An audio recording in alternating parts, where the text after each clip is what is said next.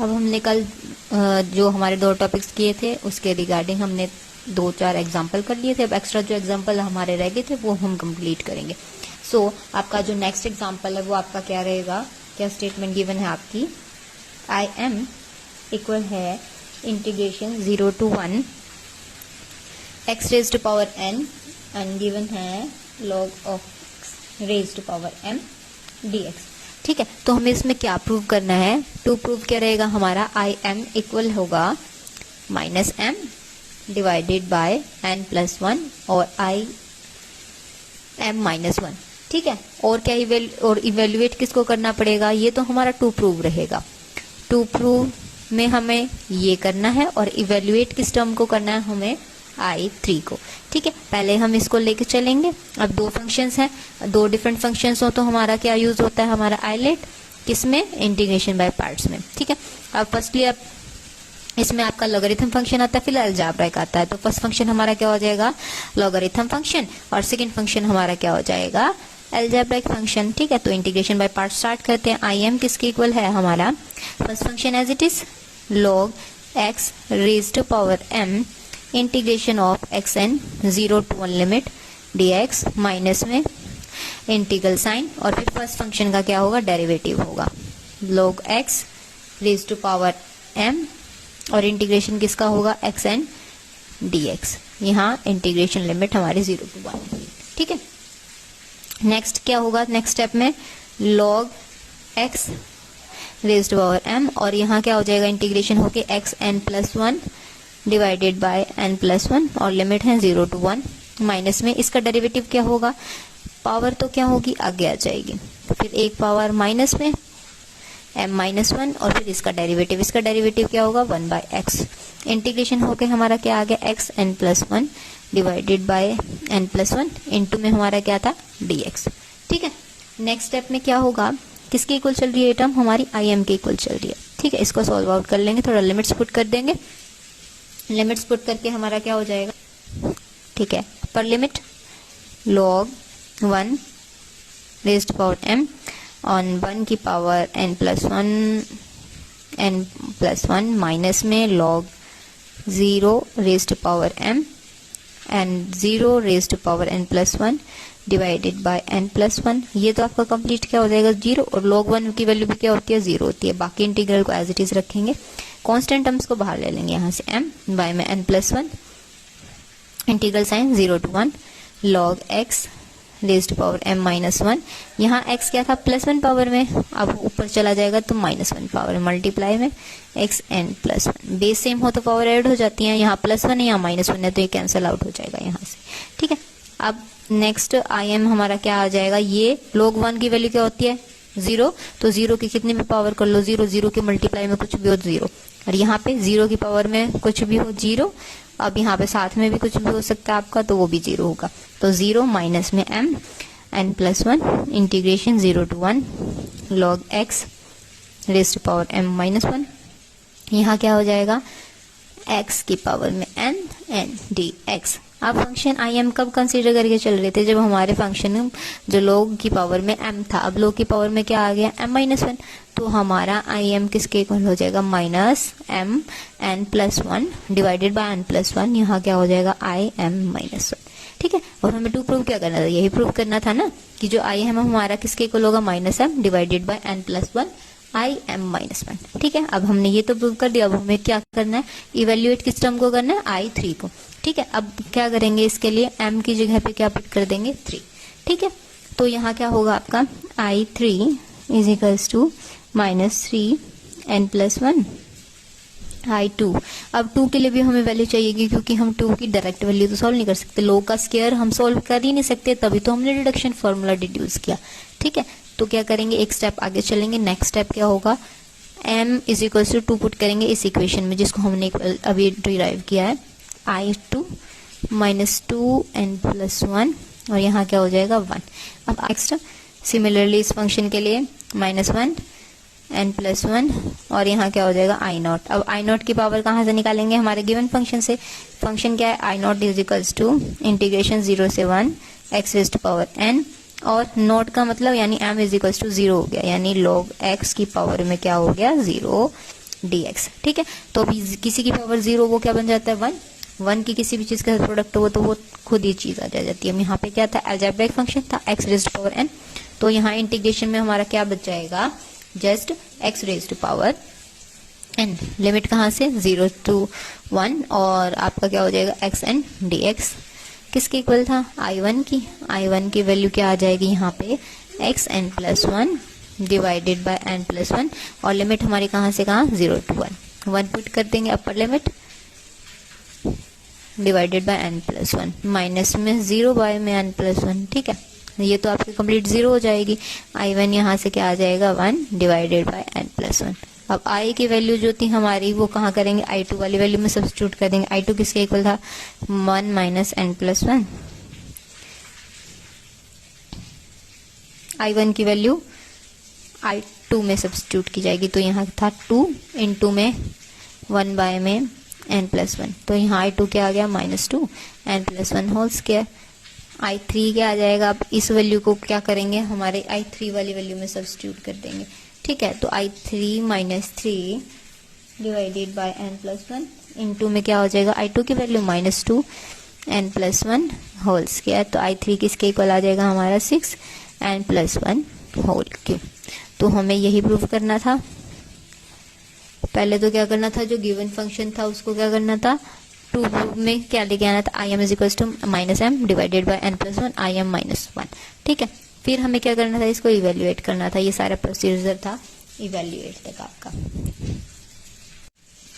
अब हमें क्या करना है, ये जो गिवन इंटीग्रल है इसको क्या करना है, इवेल्युएट करना है। इसके लिए हमने हमारा रिडक्शन फार्मूला रिड्यूस किया था ना, तो सेम वही रिडक्शन फार्मूला को यूज करते हुए क्या करेंगे, हमारा इस इंटीग्रल को सॉल्व करेंगे। क्योंकि यहाँ पे लिमिट्स गिवन है, लिमिट्स पुट की जाएंगी तो हमारी वैल्यू क्या हो जाएगी, वो छोटी हो जाएगी। ठीक है, तो रिडक्शन फार्मूला हमारा कैसे लगेगा, सॉरी रिडक्शन फार्मूला कैसे आएगा आपका, किसकी हेल्प से, integration by parts. Integration by parts हम किसके रूल पे बेस करते हैं, आइलेट। अब यहाँ क्या क्या है, algebraic and secondly exponential function. तो फर्स्ट फंक्शन आपका क्या हो जाएगा, अलजेब्राइक फंक्शन, सेकंड फंक्शन हो जाएगा आपका एक्सपोनेंशियल फंक्शन। ठीक है,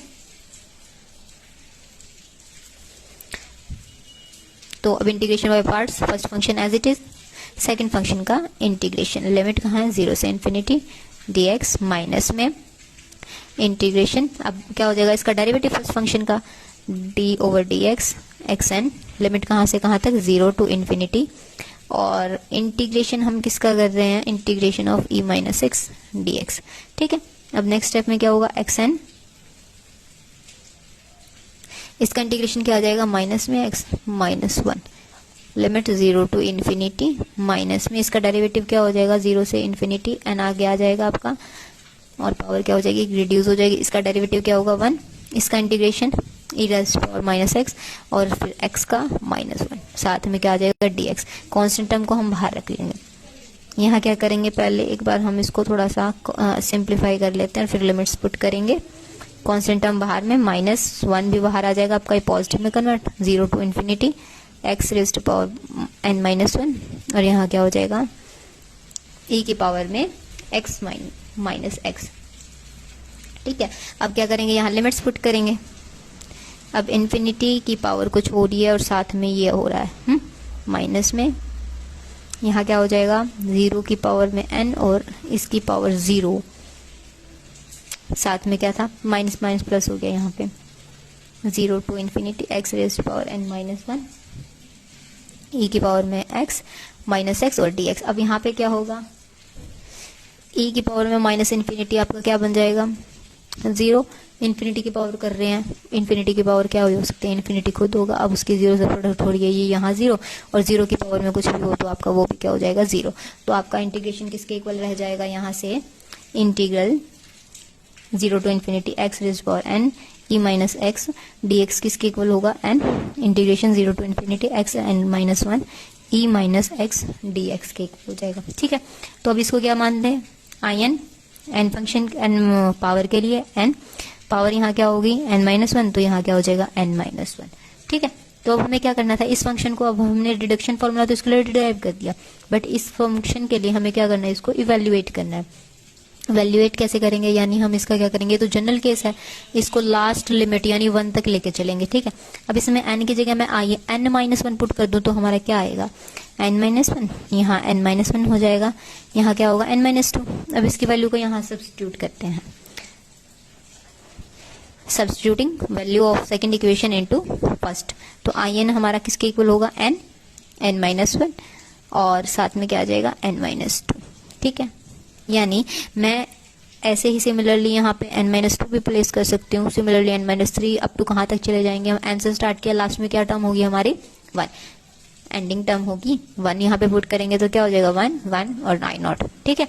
तो लास्ट में क्या जाएगा आपका I0 तक चलेगी ये आपकी टर्म, तो आपका in किसके इक्वल हो जाएगा, repeating this process up to n is equals to 1, ठीक है। तो in क्या हो जाएगा, n-1 n-2 up to so on 3 2 1, यहाँ क्या होगा n-n, ठीक है। in किसके इक्वल हो जाएगा, n-1 n-2 अप टू 3 2 1 और यहाँ क्या होगा आपका I0 आ जाएगा, ठीक है।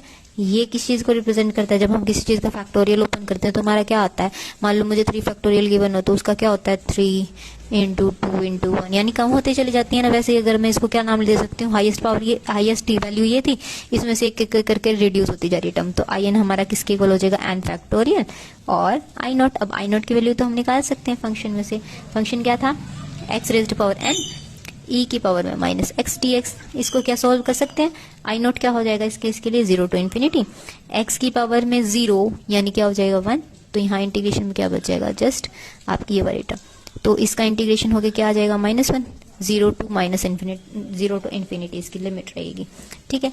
तो यहाँ से क्या हो जाएंगी आपकी वैल्यूज, माइनस में 1 का जो माइनस साइन यहाँ आ जाएगा, यहाँ माइनस इन्फिनिटी, माइनस में E0, ठीक है।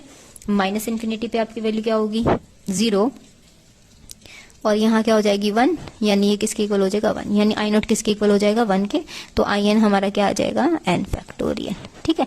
हमें क्या करना था, इस फंक्शन को जो गिवन फंक्शन है इसको इवैल्यूएट करना था। इवैल्यूएट कैसे किया, पहले तो इसके लिए रिडक्शन फॉर्मूला डिराइव कर लिया, यहाँ तक आ गए, फिर क्या करना हमारा, ये क्या था जनरल केस, हम इसको क्या लेके चले गए, फर्स्ट टर्म तक लेके चले गए। फर्स्ट टर्म तक कैसे आए, n की जगह n-1 पुट किया, ठीक है, ये वैल्यू आ गई, इस वैल्यू को इसमें पुट कर दिया, फिर n की जगह n-2 पुट किया, similarly n-3 up to so on, तो लास्ट में स्टेप क्या हो जाएगी आपकी n-1 n-2 up to 3 2 1 n minus में n, यहाँ क्या आ जाएगा I0। अब I0 की वैल्यू जो हमारा गिवन इंटीग्रल है उससे निकाल सकते हैं, वहां से हमने सॉल्व करके क्या आ गया हमारा इज इक्वल्स टू 1 आ गया I0 की वैल्यू यहाँ सब्स्टिट्यूट करेंगे तो in हमारा किसके इक्वल आ जाएगा, n फैक्टोरियल के इक्वल।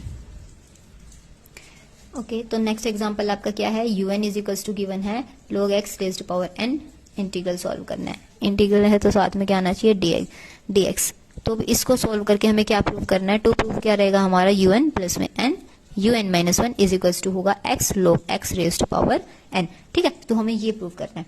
अब यहाँ पे फंक्शन कितने हैं, सिंगल फंक्शन है, तो अब इसको सॉल्व कैसे किया जाएगा, तो इसके लिए हम क्या करेंगे, un हमारा क्या हो जाएगा integral log x raised power n, यहाँ पे क्या कंसीडर कर लेंगे, कोई भी एक कांस्टेंट टर्म, ठीक है।